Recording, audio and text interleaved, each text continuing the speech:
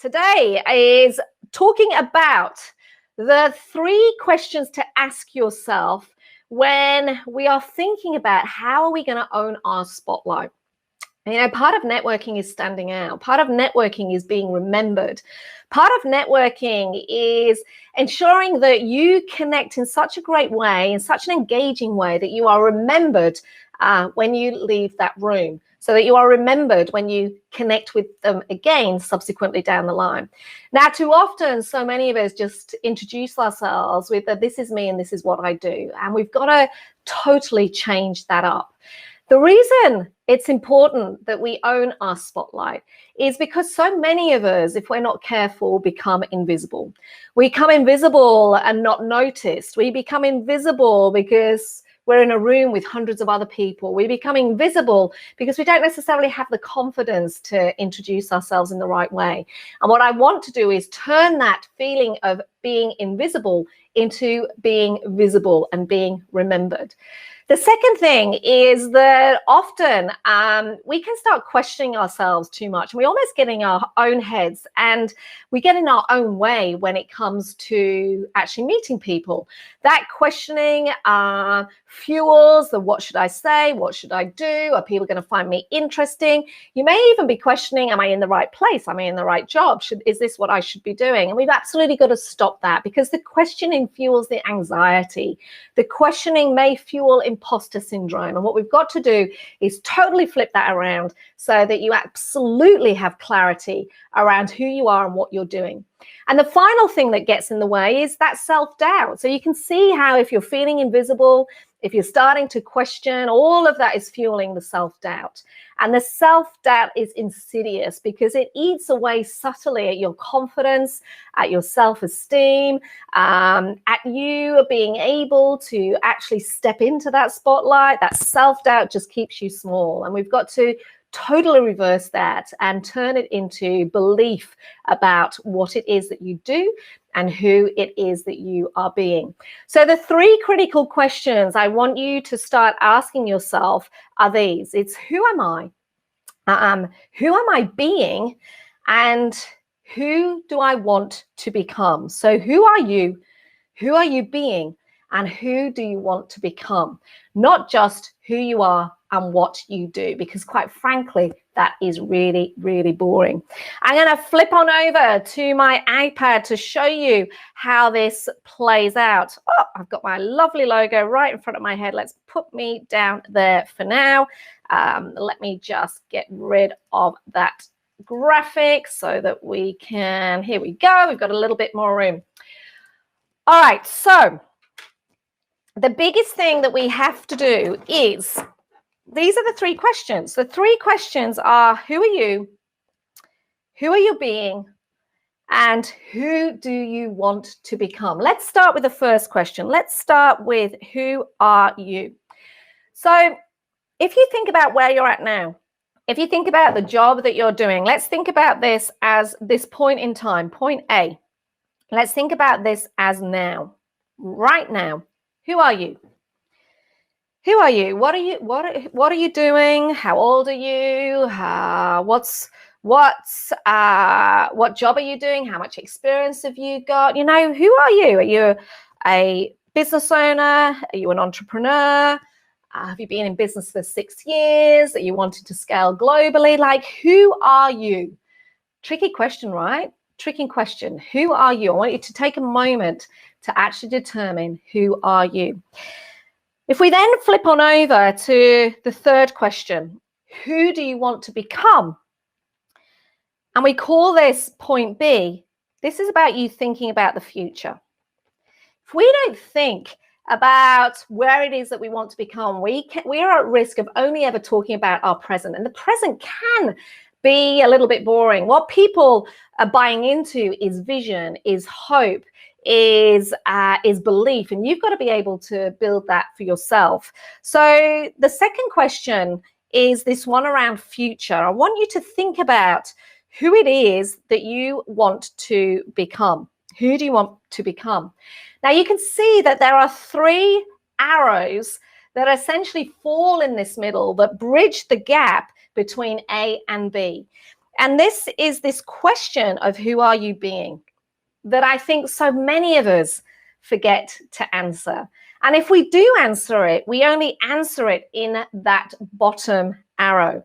Our focus tends to be here. What I'm encouraging you to do is to actually rethink this, and to rethink it in three critical perspectives. The first perspective is a question around you claiming what it is that you are passionate about. Claim your passion. What are you passionate about? What gets you out of bed in the morning? What is the stuff that fires you up? Because you're not just an accountant. You're not just a fitness professional. You're not just a lawyer. You're not just a mechanic. You're not just a designer. There is a reason why you're getting out of the bed in the morning. I want you to reconnect with that. Reconnect with your passion. What are you passionate about? What is it that lights your fire, that gets you out of bed in the morning, that fuels the hunger and the energy to keep going? So many of us forget this. Now, this could be, so many of us have described this. Simon Sinek calls this your why. There are other people talking about your purpose. For me, it's your passion. I think about it as the fire in my belly, the thing that gets me out of bed in the morning. I'm passionate about unleashing brilliance in 1 million people over the next 10 years, because I want individuals to start living and leading their best lives, their best businesses ever. I want people to be able to build the businesses and careers of their dream. And that's what gets me out of bed in the morning. That gets me online, serving you 3 times a week via this live stream channel, serving my clients through the programs that I run, because it's all about helping other people scale their businesses, expand their careers, achieve whatever it is that they dream of.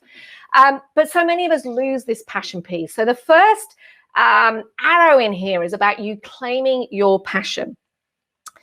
The second section in here is to name it.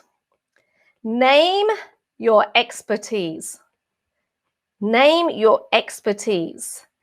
Malcolm Gladwell talks about every single one of us has 10,000 hours of expertise in something. You are an expert in marketing, in social media, in health, in well-being, in law, in financial planning, in accountancy, in physiotherapy, in hairdressing. You are an expert in something, and I want you to name that. I want you to name that expertise. So we're starting with claiming your passion, naming your expertise, and then the final piece is the piece where the majority of us start is it's actually solve it. It's actually, okay, how do you help others? How do you help others? Now, what I see amongst many of my clients when we start doing this work is our starting point actually is here. We introduce ourselves as, this is me, and this is what I do. This is me, and this is what I do. And I go, that's all wrong.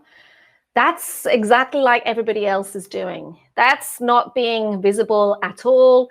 It's absolutely not about owning your spotlight and standing out from the crowd. I actually encourage you to think about these three questions around who are you, who do you want to become, and most importantly, who are you being from the perspective of claiming your passion. What are you passionate about? What gets you out of bed in the morning? What fires, put the fuel in your belly? What fires you up? Why are you doing what you are doing? If you have lost that, if you're just doing a job, we need to find that.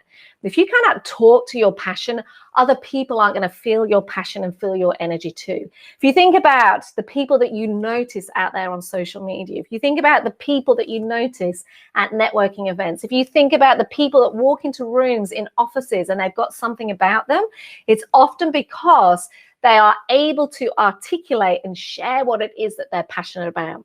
So first of all, claim that passion. Then name your expertise. Own that expertise. Own the effort, the energy, the commitment that you have already put in place in terms of the work that you are doing. This is where the social proof stuff kicks in.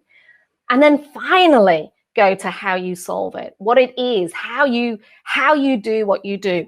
So if I had to summarize this middle bit, essentially, it's about getting clear on why, getting clear on what, and getting clear on how. So let's kick being invisible into touch. Let's stop the questioning.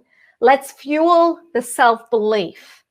The only person that can help you with this is yourself.